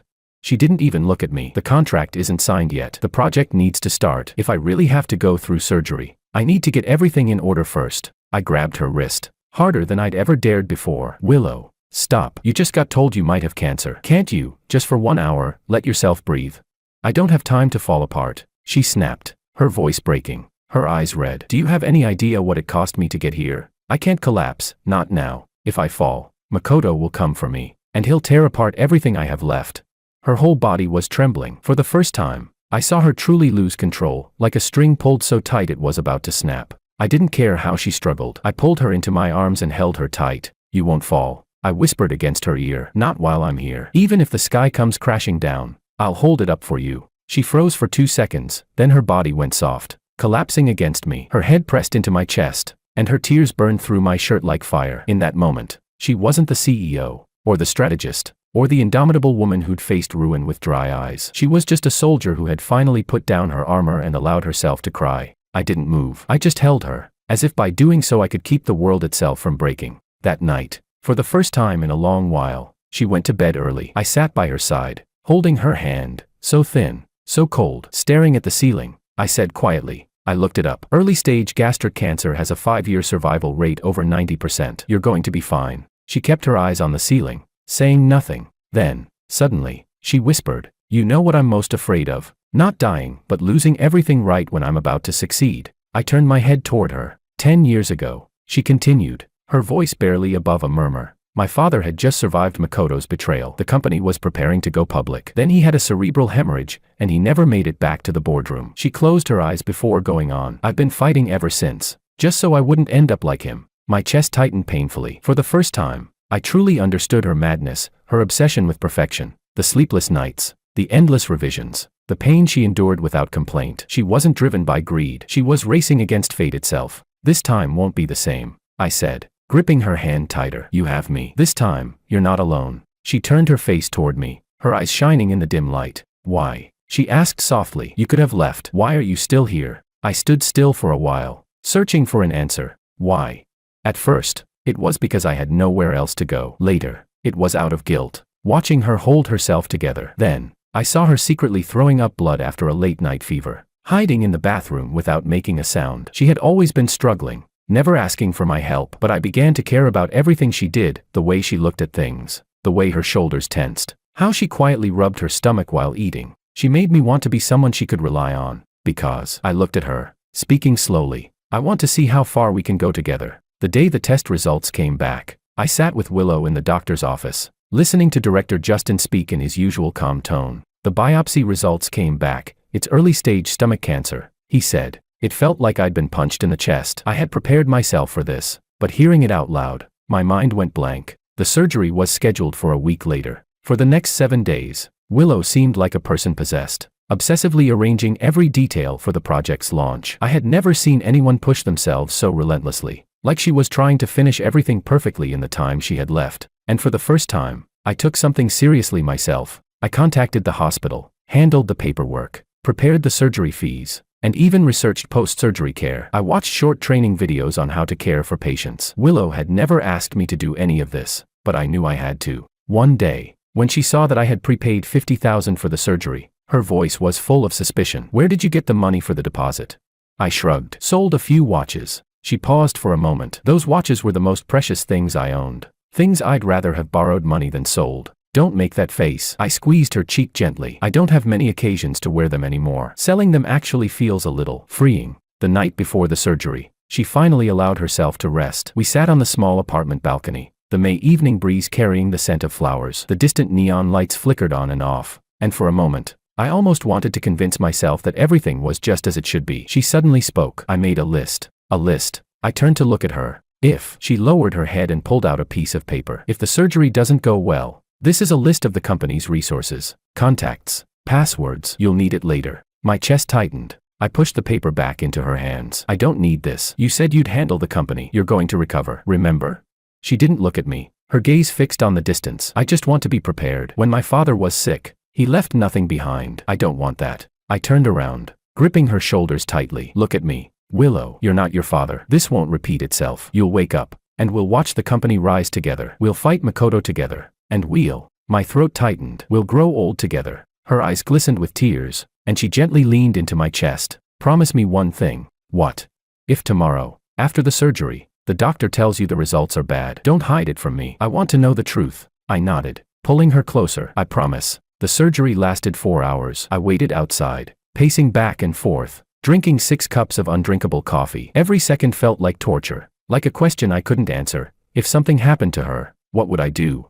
Finally, when Director Justin came out, I almost collapsed. "The surgery was very successful," he said. "The tumor was completely removed, with no signs of spreading. She's very lucky." In that moment, I almost cried. When I walked into the recovery room and saw her pale face, with an A4 line in her hand, lying there so quietly, I finally understood what real fear was. It wasn't bankruptcy. It wasn't poverty. It was the fear of losing her. At that moment, I realized I had already fallen in love with her. Not because of who she was, or what she could give me, but simply because she was her. She woke up in the middle of the night as the anesthesia wore off, her face contorting in pain. I quickly pressed the call button for the nurse, gently moistening her cracked lips with a wet cotton swab. Did it work?" she asked weakly. I nodded and leaned over to kiss her forehead. "It was very successful. The doctor says you'll live for another 50 years. She gave a faint smile, light as moonlight on the hospital bed. "And what about our company?" "Our company will wait for you to recover." I cupped her face, continuing, "Nothing else matters." She closed her eyes, but her hand tightened around mine, as if afraid that if she let go, I might disappear. I sat beside her, watching her breath steady slowly, and for the first time, I seriously thought about the weight of the word forever. Rainwater slowly traced down the window, the city lights blurring in front of me. I sat in a cafe across from Ito Corporation's building, holding a cup of now cold coffee, my gaze fixed on the lit window, Makoto Ito's private office. This was the 3rd consecutive day I had been observing him here. I had learned his routine. Every Wednesday night from 8 to 9, he was alone in the office, going through documents with only his bodyguard outside. This was the best opportunity one had. I glanced at my watch, 7:50. I took a deep breath, drank the bitter coffee in one go, grabbed the briefcase at my feet, and walked out into the light rain. The rain soaked my shoulders and crept under my collar, but I paid no attention to it. At exactly 8 o'clock, I entered the Ito Corporation building, impeccably dressed in a suit, wearing the practiced social smile I had honed over the years, looking like any other employee working late. "Good evening. Do you have an appointment?" The receptionist looked up at me. I smiled and raised my chin slightly. "I'm a guest of Mr. Martin. Meeting at 8. From the marketing department." She glanced down at the registration book. "Mr. Martin doesn't seem to be here today." "That's strange. He said he would be waiting for me on the 28th floor." I frowned, pretending to scroll through my phone. "Let me call him to confirm." Before she could respond, I quickly made my way to the elevator, pulling out the access card I had obtained from Martin's assistant for a high price. I swiped it skillfully and pressed the button for the 28th floor. The elevator doors closed, and I caught a glimpse of the receptionist hurriedly picking up the phone. Every second in the elevator felt like a test of patience. When it finally reached the 28th floor, everything was as I expected, quiet, with only the office at the end of the hall lit up. I could hear Makoto's voice through the door, his tone indifferent and measured. "Keep an eye on Willow." Yes, her new company must be taken down, no matter the cost. My fist clenched involuntarily. I crouched low and slipped into the nearby secretary room, hiding in the dark, the faint blue light from a computer screen the only source of illumination. I quietly closed the door behind me and took out the white gloves and small camera I had brought. 10 minutes, I whispered to myself. I knew that if he left the office, whether for the restroom or to meet someone, I would have 10 minutes. Just 10 minutes would be enough. Every second dragged on like an eternity. I could hear my heart pounding in my ears, my palms sweating, my back cold. Finally, 20 minutes later, the office door clicked open. Makoto left, his footsteps firm and steady, echoing down the hall. Without hesitation, I slipped into his office. The desk was a massive, custom-made redwood piece, imposing and elegant. I circled to the back, crouched down, and checked the drawers. Locked. As expected, no problem. I had planned for this moment. Years of mingling in the high society circles had taught me more than just how to drink and flatter people. I had learned more practical skills. 30 seconds. The lock clicked open. Inside, the drawers were neatly organized with several stacks of documents. I quickly sifted through them, scanning each page's title like a radar. Suddenly, a folder labeled Lu Corporation, Confidential, caught my eye. My heart skipped a beat as my fingers trembled slightly while opening it. The first page made my blood run cold. It was a detailed plan, meticulously written, outlining how to manipulate bank credit, cut off the supply chain, and use media influence to systematically destroy Lu Corporation. The document's date was 3 months before Lu Corporation's bankruptcy. So it was you old fox. I gritted my teeth, forcing myself to suppress the surge of emotion, quickly pulling out my miniature camera and snapping pictures of every page. Each shutter click felt like a silent accusation. As I was flipping through the last few pages, the sound of footsteps suddenly reached my ears, slow, deliberate, and getting closer. Shit, he came back too soon. I frantically shoved the document back into the drawer, my fingers slipping in my haste. The angle of the papers wasn't perfect, and I couldn't restore it in time. The footsteps were already almost upon me. I quickly scanned the room. The only exit was the inconspicuous break room inside the office. I bolted for it, gently closing the door behind me, holding my breath as I pressed my body against it. Through the crack in the door, I saw Makoto enter the room, his face as calm as always. He walked to the desk, his brows furrowing slightly. Strange, he muttered to himself, his fingers running over the lock of the drawer. I'm sure I locked it. Every nerve in my body was on high alert. My heartbeat thundered in my chest, the blood rushing in my ears so loudly I could barely hear. He pulled out his phone. Security, check the 28th floor footage. Has anyone entered my office just now? I couldn't wait any longer. I shoved open the door, knocking over the chair beside him, and sprinted out. Makoto shouted, "Stop him." I bolted toward the elevator, smashing the button, but it didn't respond. The system was locked, damn it. Without thinking, I spun around and ran toward the fire escape. My footsteps thundered on the metal stairs, echoing loudly. I could already hear footsteps behind me. At least 3 people were chasing me. I ran desperately down the stairs, 13th floor, 12th floor. My breath burned in my lungs. When I reached the 15th floor, I suddenly changed direction and dashed into the office area. The office was empty. I darted into a storage room, quietly shutting the door. My body pressed against the door as I collapsed, drenched in sweat, feeling like I had just been pulled from a lake. My phone vibrated in my pocket. It was Willow. I didn't dare answer, only tapping the preset message, "Safe, will contact later." 5 minutes later, the noise outside gradually faded. I cautiously opened the door and peeked out. Nothing. I stepped out of the storage room, took a few deep breaths, adjusted my sweat-soaked suit jacket, and tried to regain my composure. I began walking toward the elevator. Just as I was about to reach the elevator, a familiar, chilling voice sounded behind me. "George, long time no see." I spun around, and of course, there he was, Martin, flanked by 2 large men in black. He was casually twirling a switchblade, grinning like a sly fox. "Mr. Ito would like to invite you for a cup of tea," he said. I took a step back, pressing my back against the cold wall. "No need. Please thank Mr. Ito for his kind offer. That's not for you to decide." He flicked his fingers, and the 2 big men lunged at me immediately. I sidestepped the first one, but couldn't avoid the second man's heavy punch. It landed squarely in my stomach, and the pain was enough to make me bend over. But my body had its own memory. The instincts honed years ago at clubbing and drinking sessions kicked in, and without hesitation, I threw an elbow into the second man's face. There was a satisfying crack. The sound of my elbow connecting with his jaw was almost more satisfying than the punch. "Damn, you can actually fight," Martin cursed, his playful tone now gone. He stepped in, ready to take charge himself. I was about to rush at him, but then I saw him pull out the spring-loaded knife, its cold gleam flashing in the dim light. My left arm went numb, followed by a rush of warmth as blood quickly began to slide down my sleeve. "Hand it over," he demanded, stepping closer, his voice cold and cruel. "Mr. Ito knows what you filmed." I gritted my teeth, forcing out a twisted smile. "What?" I'm just here to see an old friend. Nostalgia, you know. Still talking, he slashed again, the blade cutting into my side, the pain so sharp that I almost cried out. I leaned against the wall, gasping for air, realizing that tonight, I might not make it out of this building, but I couldn't give up. The photos, the evidence, those were Willow's only chance to strike back. Fine. I slowly raised one hand. Come and get it. It's in my pocket. Sure enough, Martin came closer. This was the moment I had been waiting for. I threw all my strength into a headbutt to his nose. Crack. Blood sprayed everywhere. He screamed in pain, stumbling backward, and I seized the opportunity to bolt toward the stairwell. But I was too injured. My movements felt like a nightmare. Too slow. I turned onto the 14th floor, but before I could make it any further, a kick caught me in the back, sending me crashing to the ground. My head slammed into the concrete stairs, and a wave of dizziness nearly consumed me. I vaguely felt someone rummaging through my pockets, taking my phone and wallet. But they didn't search my socks, the place where I had hidden the camera. Nothing here. Take him back and ask him properly. Martin's voice came, sounding like he was pinching his nose,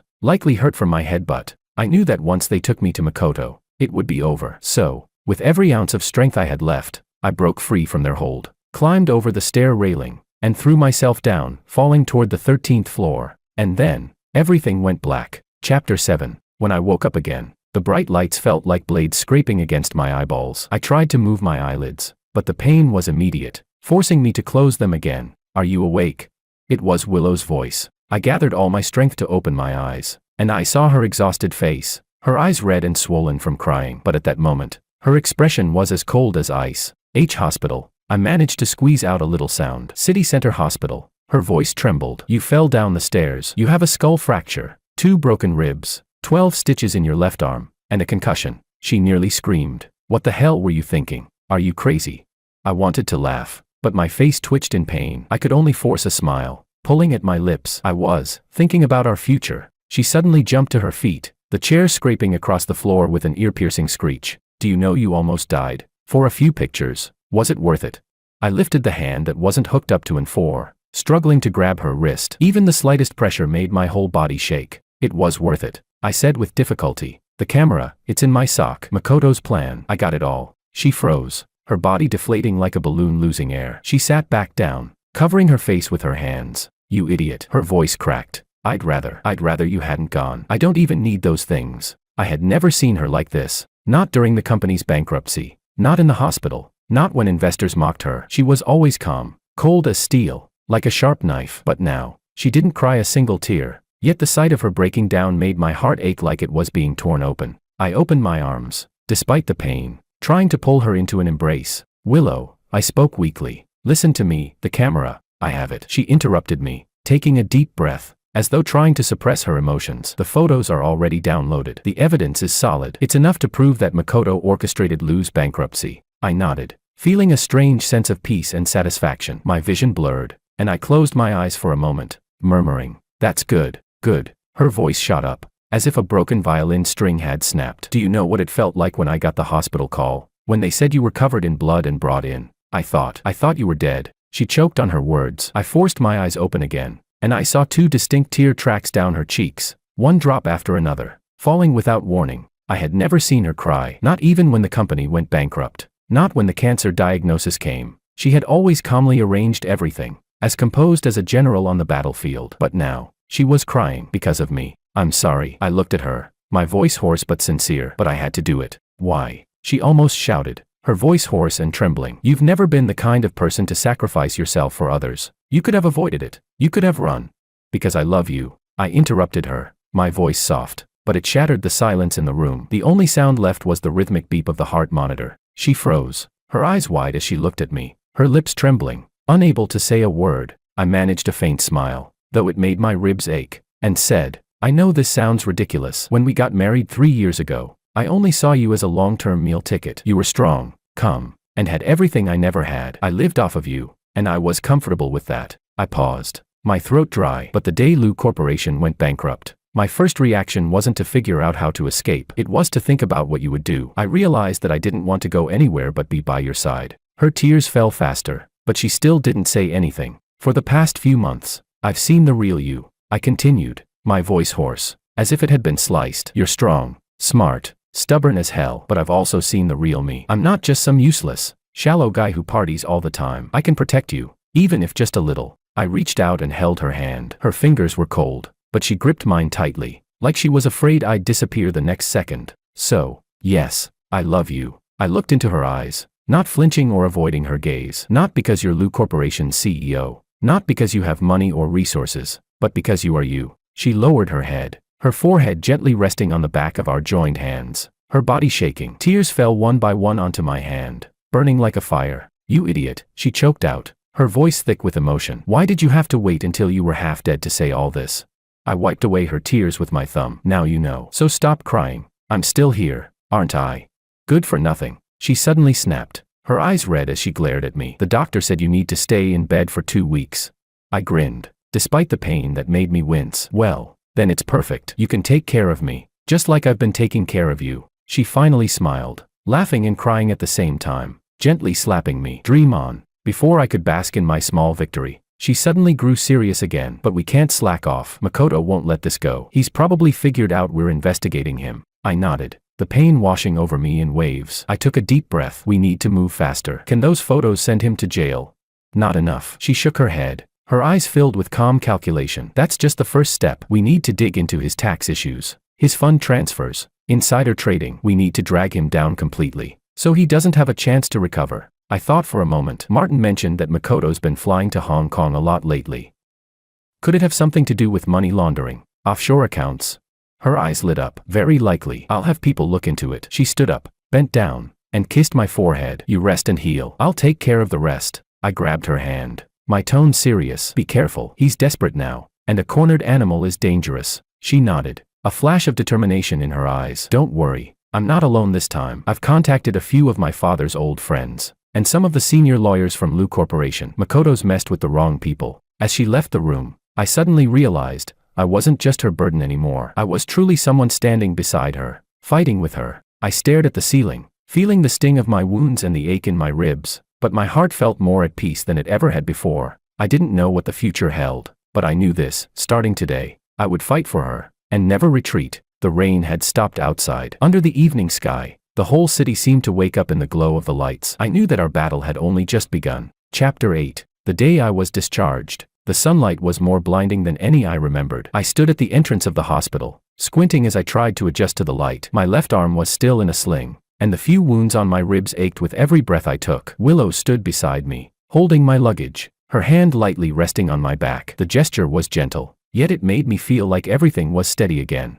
Don't make that face. I forced a smile, trying to look like a normal person. The doctor said I'm recovering well. She rolled her eyes at me. A concussion and a broken bone, and you call that well? But I still saw the subtle curve at the corner of her mouth that she was trying to hide, indicating her mood was better. A black sedan slowly stopped in front of us. I raised an eyebrow and turned to her. Rental. Bought it. Her tone was as decisive as ever. Second-hand, but in good condition. We can't keep relying on taxis. I whistled. Sounds like the financing went well. As soon as I sat in the car, I realized this was no ordinary second-hand vehicle. The exterior was low-key, but the interior was all top-notch, with leather seats and a central console that emitted a futuristic glow. Willow started the engine, and the roar was deep and powerful. I could tell it had been modified. You did something to this car? I asked. She smirked. Bulletproof glass, reinforced body, and an independent tracking system. She glanced at me briefly. You think I did this just to show off? Makoto won't let this go. A surge of indescribable emotion welled up inside me. This woman had quietly considered all the dangers for me. In the past, she used to coldly say, "Be careful," but now she was showing her care with a car. The car didn't head towards our small apartment. Instead, it drove into a high-end residential area in the city center. I raised an eyebrow and asked, "Did we move?" "Temporarily rented. Good security," she said. "We'll decide where to go after everything's over." The new apartment was on the top floor, spacious, bright, with a panoramic view. I stood by the floor-to-ceiling windows, looking at the city, my emotions in turmoil. 3 months ago, we were living in that moldy old building, surviving on porridge, carrying debt, and supporting each other. Now, it wasn't quite a comeback, but I knew the battlefield that belonged to us had changed. "Do you like it?" she asked, walking over to me. I nodded, but my gaze fell on the pile of documents and her laptop on the coffee table. "Did you bring all this with you?" She nodded and her expression suddenly turned serious. "We need to talk." We sat down on the sofa together. She opened the laptop, and on the screen was a meticulously organized document listing Makoto's various illegal activities, manipulating stock prices, corporate fraud, Even money laundering. I stared at the words, unable to resist whistling. This is enough to send him to jail. That's the problem. She bit her lip and pulled up another document. Makoto isn't alone. Behind him is an entire network of interests, government officials, high-ranking bank executives. If we make this public, we'll make a lot of enemies. I finished her sentence, furrowing my brow. And before the trial even starts, they might destroy all the evidence. Her voice dropped. It's not just about that. You'll also become a target. He's already gone after you once. If he finds out we have all this. I reached out and took her hand. So, you're worried about me? Of course I am. Willow almost shouted, then lowered her voice. Look at the way you are now.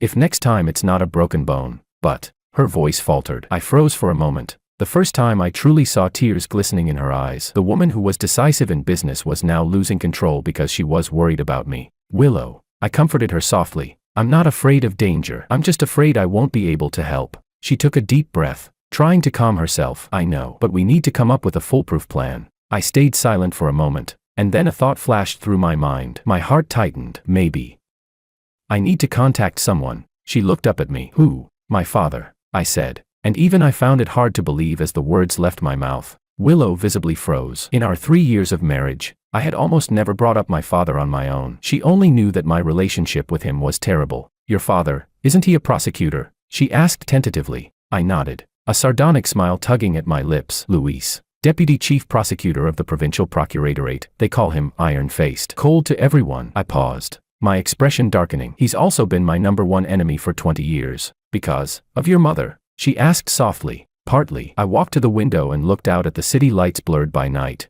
my chest churning. I hate him. Not just because he drank and beat me, but because he had the power to investigate what happened to my mother and chose to give up. Footsteps approached from behind. Willow slipped her arms around me carefully from behind, deliberately avoiding my wounds, and asked, are you sure you want to contact him?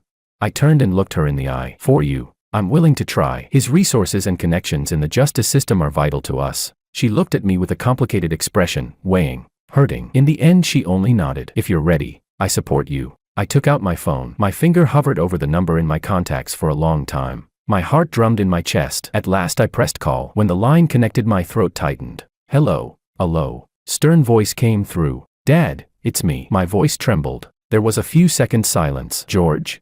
Yeah. I inhaled deeply and forced myself calm. I need your help. The long silence made me think he'd hung up. Then he spoke again. What is it? I briefly explained Makoto's illegal activities and the evidence Willow and I had, careful to avoid personal emotion. After listening, my father fired a few sharp, professional questions that made me uneasy, then said only, send the evidence to my email. The address hasn't changed. No promise. No warmth, but no refusal either. That was Luis, always businesslike. After the call ended I realized my back was covered in cold sweat. Willow handed me a glass of water. My fingers still trembled when I took it. He said he'll look at the evidence. I managed a weak smile. For him, that's as enthusiastic as it gets. She squeezed my shoulder gently. Thank you. I shook my head. Don't thank me. We've been in the same boat for a long time. I hesitated, then added, the strange part is, when I mentioned the feud between Makoto and the Lius, he didn't seem surprised at all. It was like he already knew something. Willow frowned. What do you mean?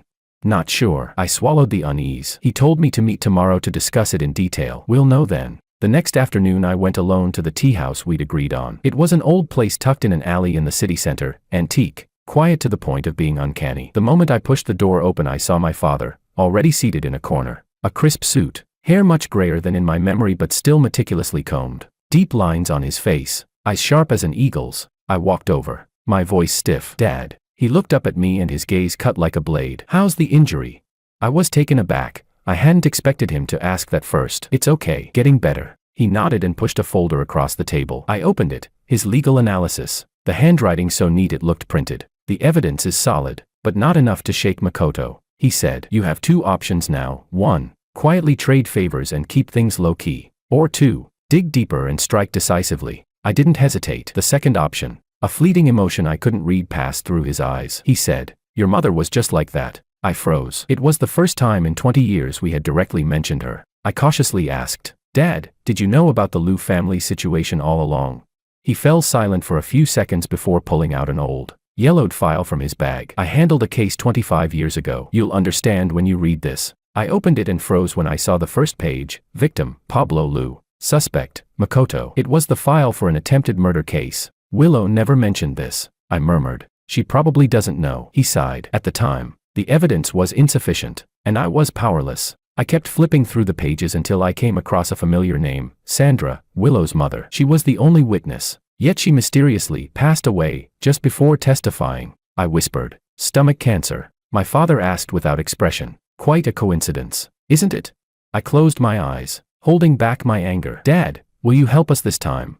He nodded. "I'll assist you legally, but catching Makoto, that's up to you." When I left the tea house, my mind was a whirlwind. He had been more cooperative than I expected, and it made me see a glimpse of the justice he once had. But as soon as I got home, I noticed a slip of paper wedged under the door. 8 p.m. Violet Hotel. Room 2808. Come alone. Maria. Maria. I frowned. We had cut ties months ago. Her sudden reappearance meant something was off. I handed the note and case files to Willow. As she examined the documents, her face grew paler. So the grudge between us runs deeper than I thought. I wrapped my arm around her shoulder. "We'll make him pay for it." She nodded and glanced at the note. "Are you going to meet Maria?"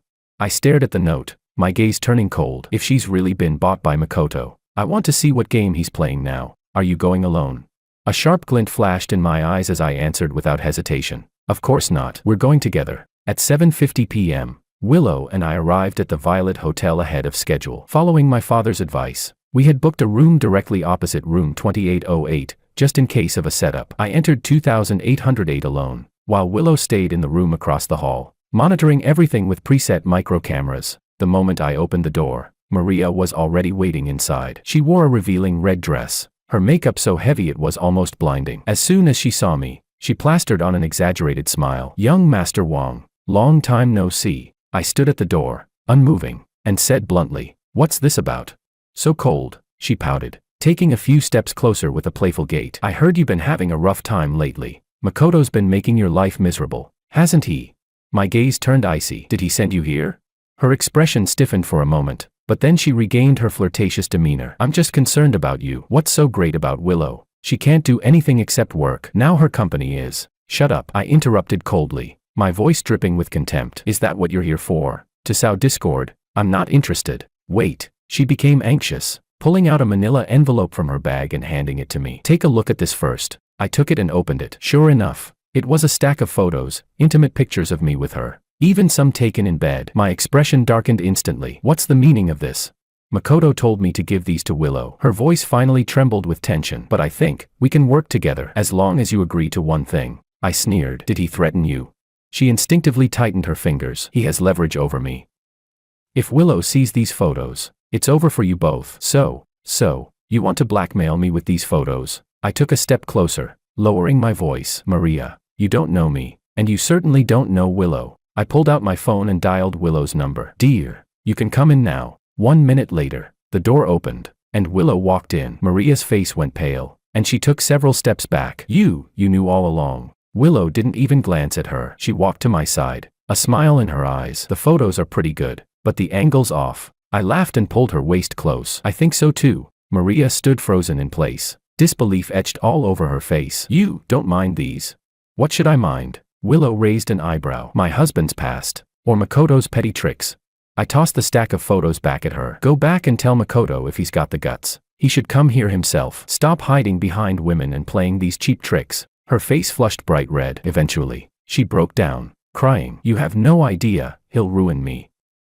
I owe him so much money." Willow and I exchanged a glance. I sighed and pulled a business card from my wallet, handing it to her. "This is my father's contact information. He's the deputy chief prosecutor. If you cooperate and testify, he can help you out." Her hands were trembling, but there was a spark of hope in her eyes. Is this for real?" "Of course it's real." Willow's tone was serious. "But the condition is, you need to step forward and tell everything you know about Makoto." Maria clutched the business card tightly and nodded. By the time we left the hotel, night had fallen. The neon lights reflected on the wet pavement, the shadows dancing. Willow and I walked side by side, not calling for a cab. The streetlights stretched our shadows long. "You really don't mind those photos?" I asked, testing her. She glanced at me. "I do mind, but not because of you." I was caught off guard. "I mind because someone thinks they can destroy our relationship with such lowly tactics," she said calmly. I couldn't help but laugh, squeezing her hand. "You know, sometimes I really wonder if you're human. A normal person would get jealous." She softly replied, "Of course, I would be jealous." I froze for a moment and turned to look at her. "But, more than being jealous, I trust who you are now." My heart skipped a beat, and I stopped walking, facing her under a street lamp. Willow, no matter what happens, we'll face it together. Okay, promise me. She gazed at me, her eyes filled with determination. Then, she gently nodded. I promise. I held her hand tightly, and we continued walking towards home. Our shadows intertwined on the ground, like a silent vow. The storm could come again at any moment, but in that moment, I knew I wouldn't face it alone anymore, because we had already become one. Chapter 9. The lights at the summit were blinding. I stood backstage, peering through the gap in the curtain at the sea of heads in the audience. Over 500 business tycoons, government officials, and media reporters were seated neatly. Among them were many of Makoto's allies, or rather, his protectors. I walked up behind Willow and gently squeezed her shoulder. Nervous. She shook her head, but I still noticed her unconsciously adjusting her already perfect collar. Today, she wore a deep blue suit, sharp, restrained, with her hair styled in a high bun and her makeup cool and precise. She looked like a sword drawn from its scabbard, ready to strike. I leaned closer to her ear, lowering my voice. Just got word from my dad. The police have set up. They're just waiting for your signal. She nodded, taking a deep breath. I knew she was also holding back the rapid beating of her heart. Over the past 3 months, we'd been working almost day and night, investigating, collecting evidence, consulting with lawyers, taking each step one by one. And now, she was about to step onto the stage and, under the world's gaze, pull Makoto down from his pedestal. 5 minutes, a staff member reminded us. Suddenly, I grabbed her hand and turned her toward me. She looked at me in surprise, but I held her gaze, speaking each word clearly. Remember, no matter what happens, I'm down there. Her eyes trembled slightly, and she reached up to touch the scar above my right eyebrow, a mark I got when stealing Makoto's incriminating evidence. Her touch was gentle, as though she were trying to stop the bleeding. I know, she whispered, then stood on tiptoe and placed a soft kiss on my lips. On the other side of the stage, the host's voice rang out, firm and commanding. Next, we have Willow Liu, founder of New Tech Innovations and former CEO of Liu Group, who will give us a speech on business ethics and technological innovation.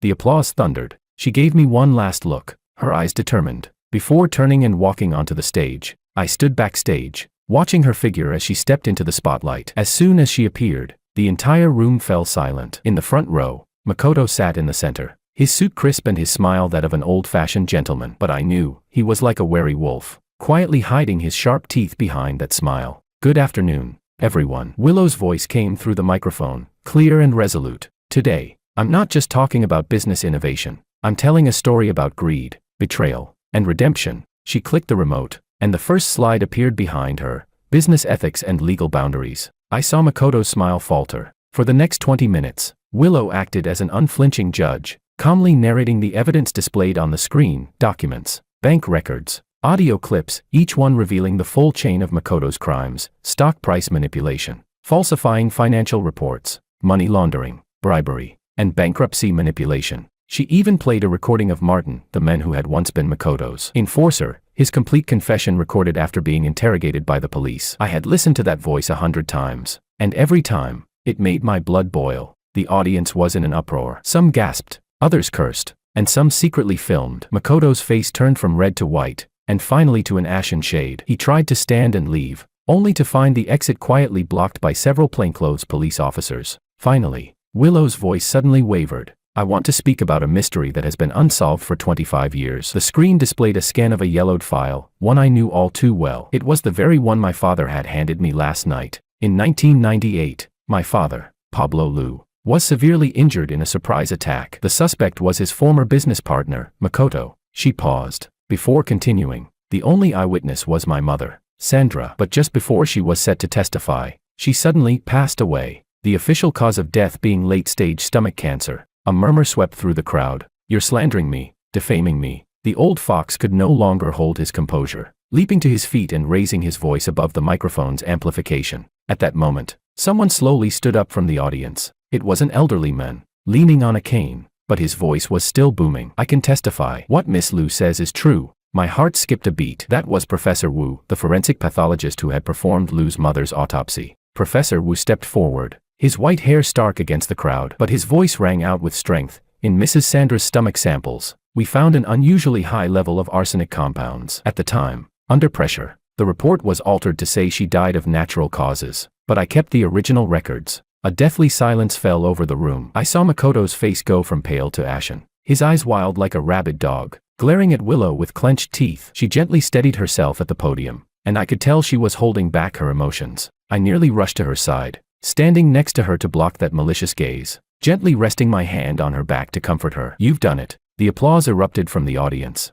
rolling out in waves. I could feel that it was not just for her courage, but for the relief that the truth had finally come to light. As soon as the summit ended, the media descended like a tidal wave. I practically half-hugged, half-guarded Willow and ushered her into the car my father had arranged. The moment the door slammed shut, she collapsed against me. I held her as she trembled, barely able to speak. I gently patted her back, whispering, "It's over. It's all over." But she shook her head. "No, this is just the beginning. There's still a whole network behind Makoto." "So what?" I squeezed her hand. "They'll be too busy trying to protect themselves to come after you. And you have me and my dad. No one will dare touch you." She lifted her head, her gaze conflicted. In her eyes, I saw not just affirmation but also a sense of dependence. Something I had never imagined before. The woman who had always protected me now trusted me with her back. "Thank you," she said sincerely. I smiled, shaking my head. "No need to thank me. We're married. No need for thanks." We returned to our new home, one we had bought with part of the first round of funding. It wasn't extravagant, but it was safe, comfortable, and had enough space for a fresh start. My father was already waiting in the living room. When he saw us, he actually stood up and said, "Well done." Just those words nearly broke me. After more than 20 years, it was the first time he had directly acknowledged me. "Professor Wu, was he the one you found?" Willow asked. "Yes," my father nodded, looking at her before turning his gaze back to me. "I found discrepancies in the autopsy report, and it took some effort to convince him to come forward." He paused, his tone suddenly lowering, more somber than I had ever heard it. "This case also made me realize some justice arrives too late, just like my debt to your mother." For a moment, I was frozen. I had waited for these words for so long, but I didn't know how to respond. "Dad," my throat was thick with emotion, making my voice sound hoarse. He waved his hand, that familiar stern expression still on his face, but there was a softness to it now. "Once Makoto's case is settled, I will reopen the investigation into your mother's disappearance. No matter the outcome, we, as father and son, owe her an explanation." I nodded, forcefully, afraid I would break down and cry. Willow quietly took my hand. Her grip wasn't strong, but it anchored me like an anchor, pulling me out of the storm of memories. That night, we broke tradition and opened a bottle of champagne. My father even had a small glass, and the tension that had long held his face seemed to ease. After sending him off, Willow and I settled on the balcony, staring at the city lights in a quiet daze. When Professor Wu stepped forward, she said softly, "I felt like my mom could finally rest in peace." I wrapped my arms around her, placing a gentle kiss on her head. "My dad too. It's the first time in 25 years that he mentioned my mom." She leaned against my shoulder, her voice soft. "We're really lucky. At our darkest moments, we found each other." I didn't respond right away, just holding her closer and saying, "I'm the lucky one. If it weren't for you, I might still be that lost, useless person." Willow lifted her head to look at me. In the moonlight, I could feel the intensity of her gaze. Her fingers brushed over my brow, smoothing away a wrinkle I hadn't even realized was there. She spoke softly, "No, you've always been you. It's just now you found a reason to fight for." I held her hand and kissed it gently, whispering, "I have many reasons, but you are the most important one." Time flew by. A year later, New Tech Innovations, the company we had built from the ground up, successfully listed on the Nasdaq. Its market value had already doubled that of the former Lu Group. The listing celebration was held at the most luxurious hotel in the city, filled with guests, fine wine, and clinking glasses. I wore a well-tailored deep blue suit, circulating among the familiar faces and new power players. And she, Willow, was stunning in a wine-red gown, confidently and gracefully standing under the spotlight, engaging with the guests. She was like the core source of light at this grand event, and I couldn't tear my eyes away from her. "Now, let's welcome the CEO of New Tech Innovations, Ms. Willow Lu, to give a speech." The host's voice broke my thoughts. She stepped onto the stage, the spotlight shining on her like a halo. I raised my glass to her, and she saw me, smiling back. In that moment, I felt like she was the only one in the room worth watching. "Thank you all for being here today," she began, her voice clear and steady, like a sword cutting through the air. "The success of New Tech Innovations would not be possible without the effort of our team and your support. But today, I'd like to give special thanks to one person." I froze. "My husband, George." Her voice resonated across the room. In that instant, I was taken aback, my heart pounding faster. She continued, "At my darkest moments, he taught me that business success is not everything in life. When I was on the brink of giving up, it was him who risked his life to protect the company's most valuable asset. And when I was consumed by thoughts of vengeance, it was him who reminded me to look forward, I hadn't expected her to say something like that in such a public setting. The hall fell silent. Many turned to look at me with approving eyes. Some even wiped away tears. And me, my chest burned hot, my breathing unsteady. So, she continued with a calm smile, I'm announcing today that New Tech Innovations will establish a charitable foundation dedicated to supporting startups that have suffered from corporate fraud. And this foundation, she paused briefly, will be managed entirely by George. When the applause broke out, it felt almost unreal. For the first time, I felt I had truly found my place, not just as Willow's husband, but as part of this stage, part of New Tech itself. Back home, I was still dazed from the rush of emotion. Slumped on the sofa, I muttered, you realize how much work that fund's going to take, right? She slipped off her heels and walked toward me barefoot, looking like a fairy stepping out of a childhood play. Are you scared? I swept her into my arms and spun her around in the living room. Scared? Don't joke. I'm thrilled. Finally, I get to prove I'm not just the CEO's accessory. She playfully smacked my shoulder. Careful, your ribs just healed. I gently set her down, but I couldn't bring myself to let go. Willow, have I ever told you, I love you? You have, she said, scrunching her nose. On average, 3 times a day. That's over 1,000 times a year. Well, one more won't hurt. I looked straight into her eyes, my voice rough but steady. I love you, Willow. Not because you're a CEO, not because you can run a company, but because you're you. Her eyes shimmered, and her voice came out soft and slightly shaky. I love you too, George. Thank you for not giving up on me, even when I was at my worst. I leaned down and kissed her. It was a long kiss, quiet, intense, and full of warmth. By the time we pulled away, the sky outside had already brightened. Morning light spilled through the curtains, coating our quiet living room in a soft glow. Oh, she said suddenly, as if remembering something. My dad's old apartment is being demolished next week. Do you want to go see it? Of course, I said. I've never seen where you grew up. It's just a regular teacher's dorm. She smiled. My old room still has the pop star stickers I put up in middle school. I held her close, the two of us curled up on the sofa, planning our weekend, discussing the company's next steps, sharing the occasional soft kiss. From the slums to the stock exchange, from her emerging from vengeance to me waking from self-pity, we had reclaimed ourselves, and our future, in the most honest way possible. Who says bankruptcy is the end? For us, it was only the beginning.